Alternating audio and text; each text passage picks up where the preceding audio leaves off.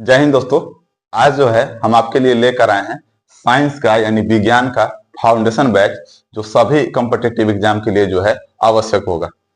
इसमें जो है किसी भी कॉम्पिटिटिव एग्जाम के जो सिलेबस हो गए वो सारे सिलेबस कवर कराए जाएंगे। आइए अब जो है वीडियो को शुरू करते हैं। साइंस यानी विज्ञान,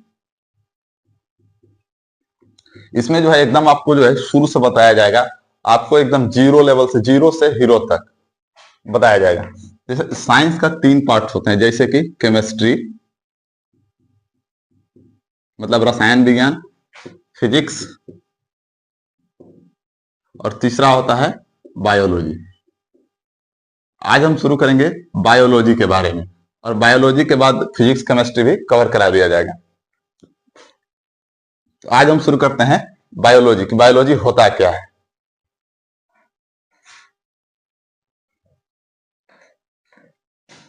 बायोलॉजी जो शब्द है, बायोलॉजी जो शब्द है, इस ये जो है 2 शब्द से मिलकर बना हुआ है। बायो जो है वो बायोस से आया है, और लॉजी जो है ना, लोगस से आया है। किससे आया है? लोगस।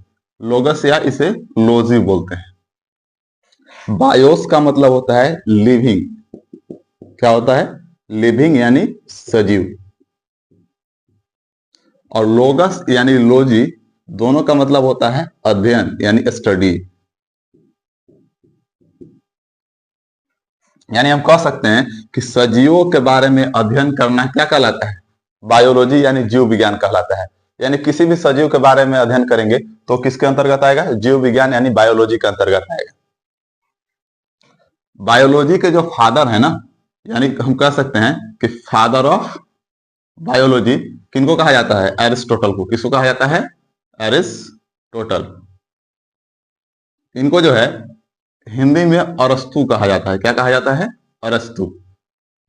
अरस्तु जी जो है, यही जो है बायोलॉजी के बारे में सबसे पहले बताया था। इसीलिए इनका जनक जो है, बायोलॉजी का जनक जो है अरस्तु यानी एरिस्टोटल को कहा जाता है।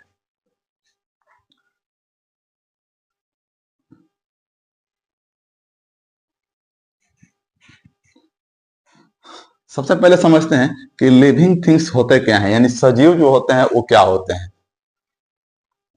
सजीव कहने का मतलब, सजीव का भी कुछ विशेषता होती है, वो सजीवों में कंपलसरी दिखाई देते हैं। जैसे कि रिप्रोडक्शन, रिप्रोडक्शन यानी प्रजनन। यानी हम कह सकते हैं कि जिनमें प्रजनन होगा, रिप्रोडक्शन होगा, वो किसके अंतर्गत आएंगे? सजीव के अंतर्गत आएंगे। कुछ कुछ जीव होते हैं जिनमें जो है रिप्रोडक्शन नहीं होता है, जैसे कि स्टेराइल कपल।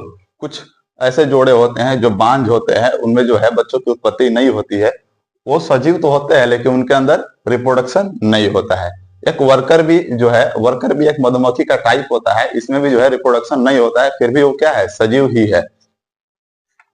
म्यूल, म्यूल का नाम आपने सुना होगा। म्यूल जो होता है यानी खच्चर, इसमें भी जो है रिप्रोडक्शन नहीं होता है, लेकिन वो भी सजीव के अंतर्गत आता है। ये 3 एक्सेप्शन याद रखेंगे आप। रिप्रोडक्शन में क्या होता है ना, कि कोई भी जीव जो है अपने ही जैसा संतति का उत्पत्ति करता है, जिससे कि उसका जनसंख्या जो होता है ना, वो मेंटेन रहता है, या कह सकते हैं कि बढ़ता है, इंक्रीज होता है। दूसरा है ग्रोथ। ग्रोथ का मतलब होता है वृद्धि। पौधा जब आप लगाते हैं तो पौधा का साइज उस समय छोटा होता है, लेकिन धीरे धीरे उसका साइज में इंक्रीजमेंट आता है, वृद्धि होता है। तो हम कह सकते हैं कि उसमें वृद्धि हुआ है या नहीं? वृद्धि हुआ है। कोई इंसान जो होता है या कोई एनिमल जो होता है, शुरुआत में कैसा होता है? छोटा होता है, लेकिन धीरे धीरे उसका आकार में वृद्धि होता है, यानी वृद्धि उसमें हो रहा है। यानी हम कह सकते हैं कि जिसमें वृद्धि होगा, रिप्रोडक्शन होगा, वो क्या आते हैं? लिविंग के अंतर्गत आते हैं। और क्या हो सकते हैं उसके अंदर? कॉन्सियसनेस। अब ये कॉन्सियसनेस क्या होता है? कॉन्सियसनेस का हिंदी होता है चेतना।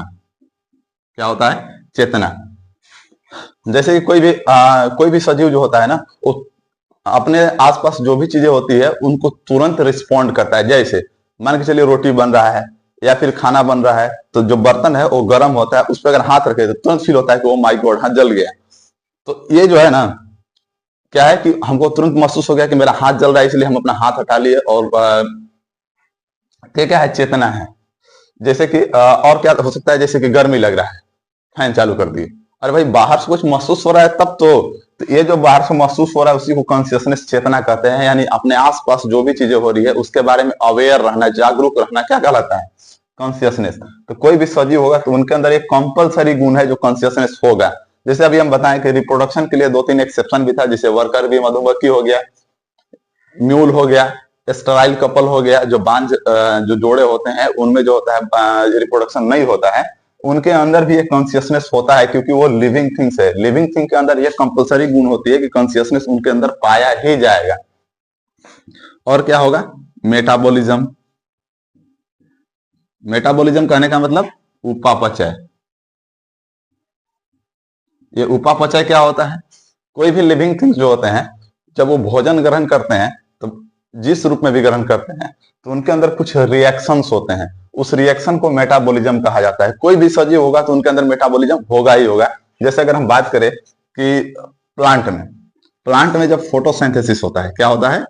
फोटोसाइंथेसिस, यानी प्रकाश संश्लेषण। तो प्रकाश संश्लेषण के दौरान क्या होता है कि कार्बन डाइऑक्साइड और जल, ये दोनों के मोलेकुल जो होता है सूर्य की सनलाइट की उपस्थिति में, यानी सूर्य के प्रकाश की उपस्थिति में और क्लोरोफिल की उपस्थिति में, जब ये अपना भोजन सिंथेसाइज करते हैं तो क्या बनाते हैं? C6H12O6, साथ ही साथ जल और ऑक्सीजन जो है वो बाहर निकलता है। ये रिएक्शन कहाँ हो रहा है? प्लांट में हो रहा है ना। यानी सजीव है, इसके अंदर देखिए मेटाबॉलिज्म हो रहा है या नहीं हो रहा है। इसके दौरान जो है ये जो स्टार्च बनता है, इसे जो है वो भोजन के रूप में यूज करते हैं। तो केमिकल रिएक्शंस जो भी हो रहा है लिविंग ऑर्गेनिज्म के अंदर, उसको जो है मेटाबॉलिज्म के अंतर्गत रखते हैं। मनुष्य में देखें तो भोजन हम लोग ग्रहण करते हैं ग्लूकोज के रूप में।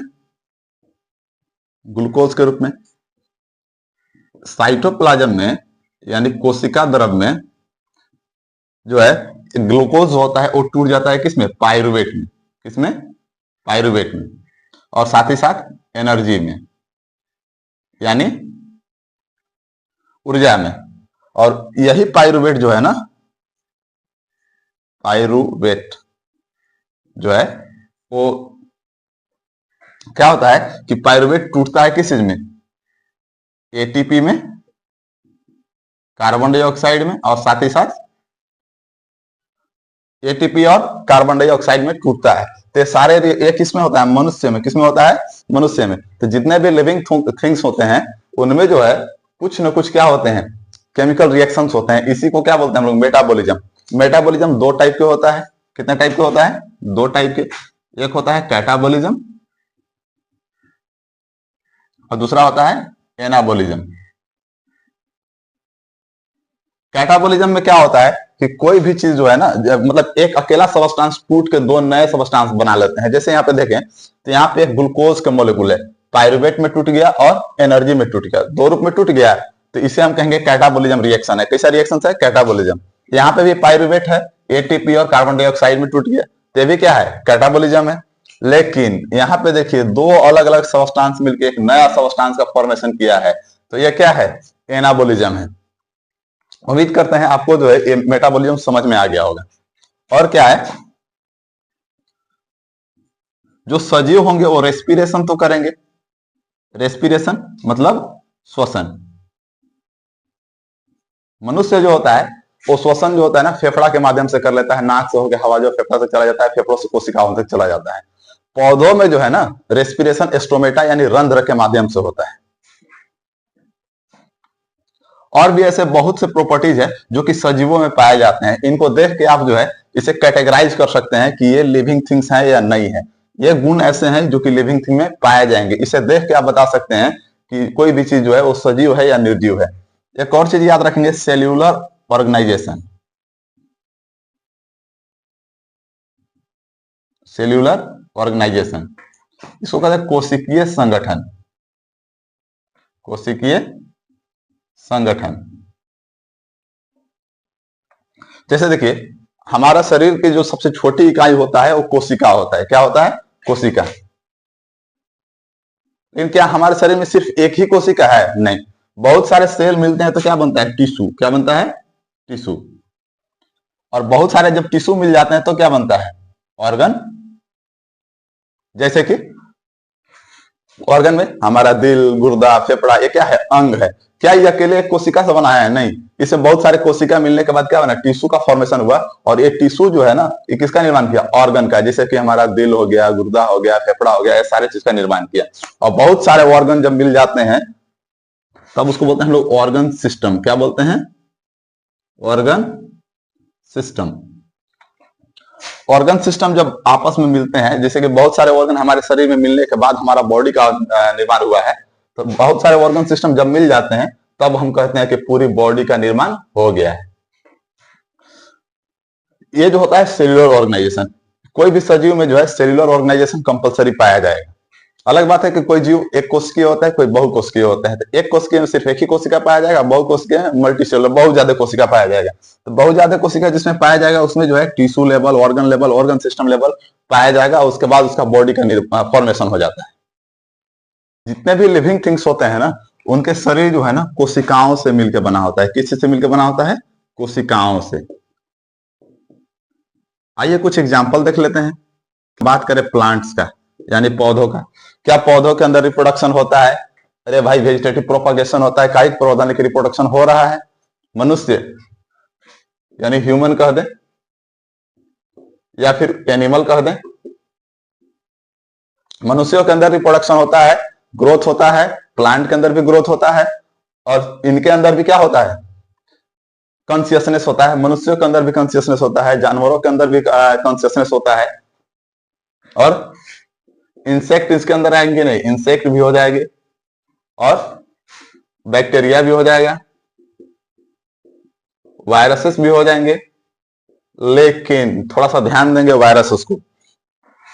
वायरस जो होते हैं ना, जो वायरस का हिंदू क्या होता है? विषाणु। क्या होता है? विषाणु। ये जो विषाणु होते हैं ना, एक्चुअल में ये कैसा रखते हैं? नॉन लिविंग थिंग्स है, यानी निर्जीव है। लेकिन जैसे ही ये किसी लिविंग बॉडी के कांटेक्ट में आते हैं, जैसे ही ये कभी लिविंग बॉडी के कांटेक्ट में आते हैं, तो ये लिविंग के जैसा बिहेव करने लगते हैं। अब ये लिविंग के जैसा बिहेव करने लगेंगे, यानी पूरी तरह से क्या हो जाएंगे? सजीव के जैसा हो जाएंगे। तो ये इनको भी तो कहीं से ना कहीं से एनर्जी चाहिए। तो ये एनर्जी कहां से लेते हैं? पोषित कोशिकाओं से। पोषित कोशिकाओं से। अब ये समझने वाली चीज है कि पोषित कोशिका क्या होता है। पोषित कोशिका कहने का मतलब, कोई भी सजीव है तो उनके अंदर सेल तो होगा। अब उस सेल में अगर वायरस इंफेक्टेड हो गया, वायरस का इंफेक्शन हो गया, संक्रमण हो गया, तो जो कोशिका संक्रमित हुआ है उसी से ही अपना क्या करते हैं? भोजन जो है वो प्राप्त कर लेते हैं। उसी से ही अपना भोजन प्राप्त कर लेते हैं।